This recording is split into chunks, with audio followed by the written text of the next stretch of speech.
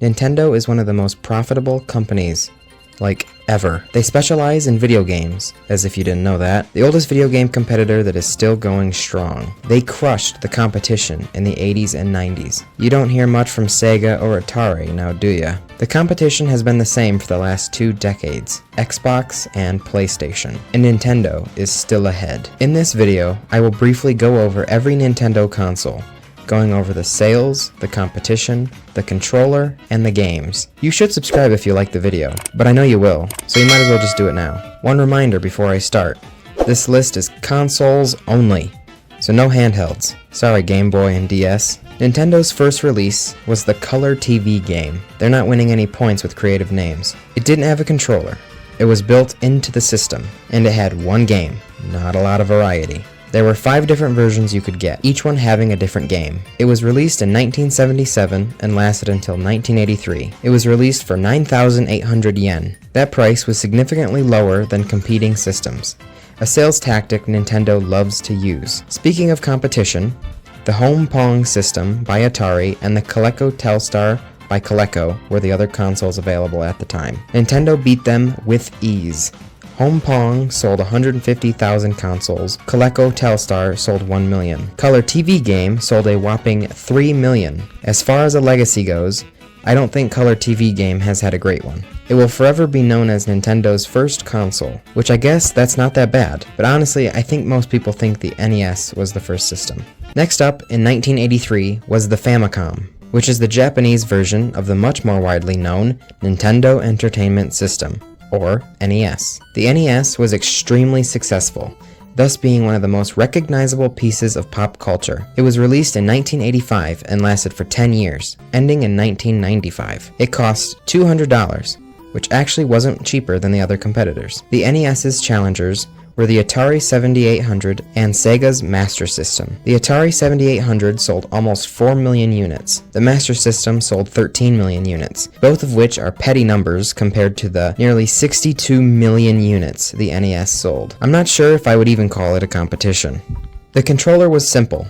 It had a D-pad, A and B buttons, and start and select buttons. The most popular game was, of course, Super Mario Bros., with 40 million sales. Duck Hunt was the second best-selling game with 28 million, and Super Mario Bros. 3 in third place with 17 million. Nintendo had caught lightning in a bottle, and thus the Super Nintendo Entertainment System, or the SNES, was created. The Super Nintendo, or Super Famicom in Japan, was released in 1991. It faced quite a lot of competition, with the TurboGrafx 16, the Sega Genesis, the CDI, the Neo Geo, and Sega CD. Not shockingly, the SNES surpassed all of them, with 49 million unit sales. The only console coming close was the Sega Genesis, with 30 million sales. Just like the NES, it was released for $200, which was lower than 3 of the competitors. The Sega Genesis was $190, so they ever so slightly beat the SNES there. The SNES's final year was 1999, 3 years after its successor was released. The SNES's controller was very similar to the NES's, just with more buttons. The X and Y buttons and the left and right bumpers were added. To no one's surprise, the best-selling game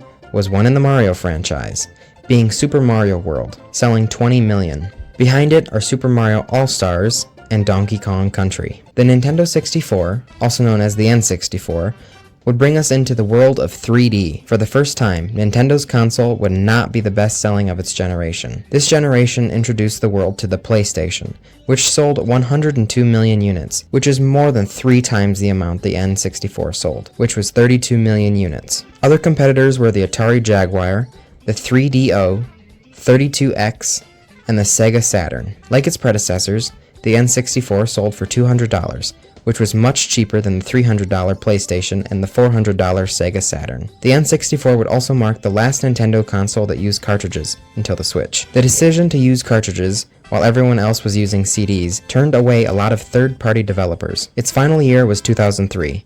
2 years after its successor was released. The N64 controller looks completely different to its predecessors. The controller is an M shape and now features 10 buttons. It's also one of the first controllers to have an analog joystick. The best-selling games were Super Mario 64, with 12 million sales, and behind was Mario Kart 64 and GoldenEye 007. The Nintendo GameCube. released in 2001, right alongside the PlayStation 2, the Xbox, and the Sega Dreamcast, which meant this console was up for some pretty heavy competition. If anyone knows anything about the PS2, they know it's the best-selling console ever. So with that, we know the GameCube does not win this generation in sales. The GameCube sold 22 million units, which is itty-bitty, teeny-tiny, compared to the 155 million PS2s sold. The Xbox also sold better, but just barely, with 24 million sales. Continuing Nintendo's trend, the GameCube also sold for $200, which is cheaper than the $300 PS2 and Xbox. The GameCube was also the first Nintendo console to use discs instead of cartridges. After an 8-year lifespan, the GameCube was discontinued in 2009. The controller would get an even funkier shape. It also gains another analog stick. The best-selling game was Super Smash Bros. Melee,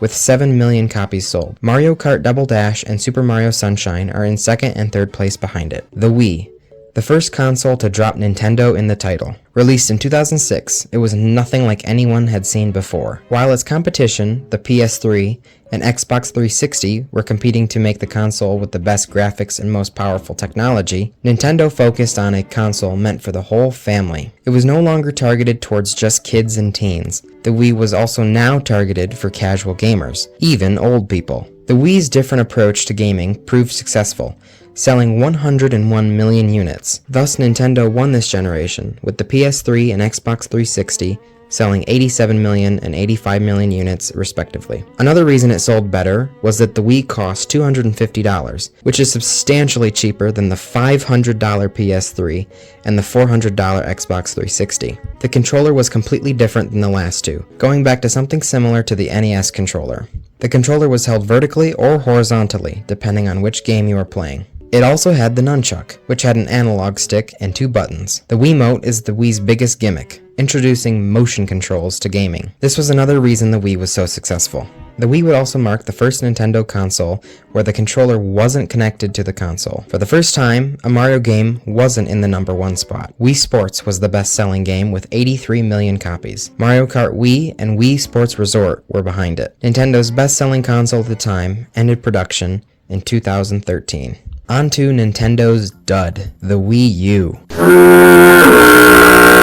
Released in 2012 for a whopping $350, Nintendo's most expensive console to date, its competition was the PS4 and the Xbox One, which sold 117 million units and 51 million units respectively. One might naturally think, well, the Wii was super successful, so the Wii U was probably too. Wrong! The Wii U sold 13 million units. The Wii U's specialty was the gamepad, but most games rarely utilize this feature. Here are a few possible reasons the Wii U sold so poorly.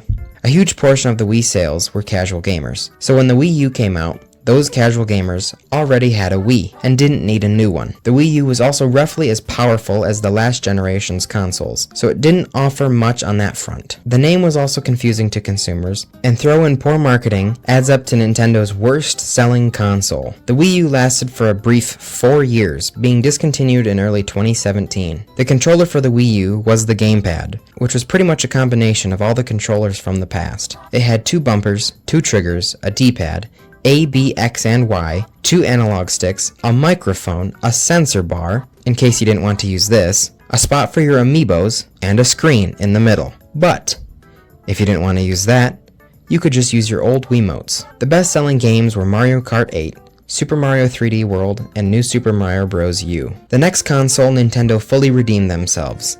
The Nintendo Switch is the next console, and the most recent. It was released in 2017 for $300, and has since sold 122 million consoles, thus making it the best-selling Nintendo console. As for its competition, actually that's a bit tricky. The Switch came out 4 years after the PS4 and Xbox One, so it shared the Wii U's competition. But then in 2020, the PS5 and the Xbox Series X and S released, so now that is its competition, 3 years after the Switch's release. Either way, the Switch still trumps all 4 consoles. The PS5 has sold 50 million consoles, and the Xbox Series X and S have sold 18 million. It's also cheaper than the 4 consoles. The PS4 was $400, and the PS5, Xbox One, and Xbox Series X are all $500. The Switch also marks Nintendo's first fully portable console. 6 years after its release, it's still going strong. The controllers, called Joy-Cons, had everything they had before, but now there were different methods to use them.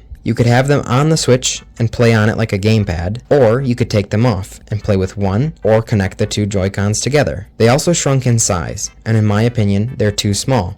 My hands completely engulfed them. The best-selling game is Mario Kart 8 Deluxe, with 57 million units sold. The other two best-selling games are Animal Crossing New Horizons and Super Smash Bros. Ultimate. As for the future of Nintendo consoles, well, I'm sure there'll be more. The next one is supposedly called Switch 2, rumored to release this year, 2024. However, from what I have read, it is going to be more of an iteration than a new console. So assumingly, it will be a bit before there is a brand new console. Wait, don't click off the video just yet. I have a deal for you. If you like this video, I promise I'll make more funny ones just like it, but on one condition. You hit that big red button that says subscribe. It's free, so it's a win-win situation for everybody.